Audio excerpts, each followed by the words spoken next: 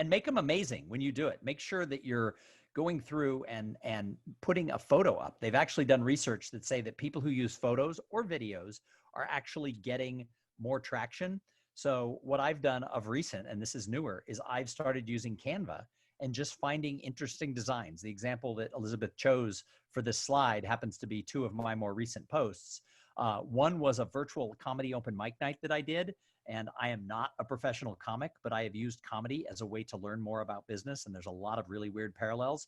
So I've done almost 100 open mic nights. And I was like 8 away from that special number 100, and it didn't get here.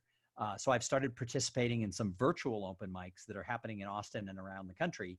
And the first virtual comedy show that I did, I took pictures of myself and the screen, and I just created that. And then I wrote a post about how, hey, look, everybody's going virtual. Even just open mic night amateur comics are having to go virtual. And I wrote about the tips on that. But I created that nice visual that you see down at the bottom so that it'll catch people's eyes. So make those posts look good by using really cool images.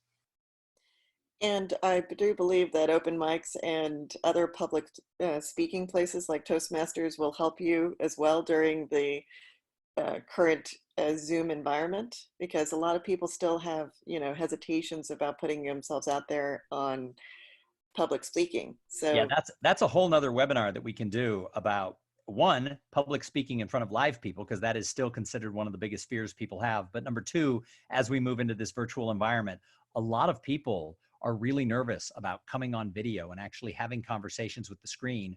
Or if they're not nervous, they have a tendency to sort of look down and, they'll look at their own picture as they're talking the whole time instead of looking at the camera. So we could do a whole nother one on how to virtually present.